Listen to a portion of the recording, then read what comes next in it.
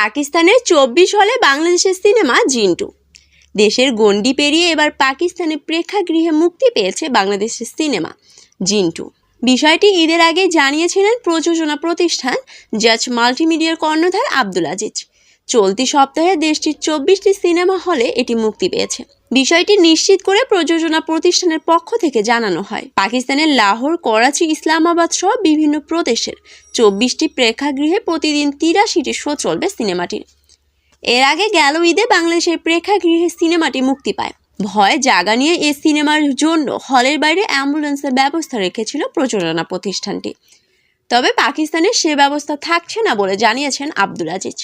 কেন পাকিস্তানের বাজারকে টার্গেট করা হলো জানতে চাইলে এই প্রযোজক বলেন, আমরা এর আগে মালয়েশিয়া, ইন্দোনেশিয়ায় ছবি মুক্তি দিয়েছি, বিপুল সাড়া পেয়েছি। বলা যায় মুসলিম দেশে আমার ছবি ভালো চলে।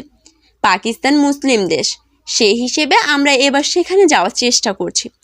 মোনা জিন্টু সিনেমার গুরুত্বপূর্ণ একটি চরিত্রে অভিনয় করেছেন প্রয়াত অভিনেতা আহমেদ রুবেল। এতে আরও অভিনয় করেছেন তারিক আনাম খান, দীপা খন্দকার, সামিনা বাসার, সুপ্রভাত প্রমুখ।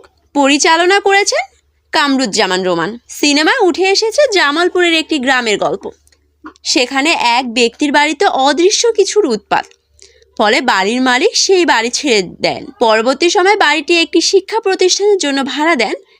এক সময় ছাত্র ও শিক্ষকরা সেই বাড়িটি ছেড়ে দেন পরিস্থিতির শিকার হয়ে। জানা গেছে পাকিস্তানের পর ইউরোপ, যুক্তরাষ্ট্র, মধ্যপ্রাচ্যের সিনেমাটি মুক্তি পাবে। এছাড়া আগামী ঈদুল আজহায় এম আর নাইম সিনেমাটিও পাকিস্তানে মুক্তি দেওয়ার ইচ্ছে রয়েছে জাজের।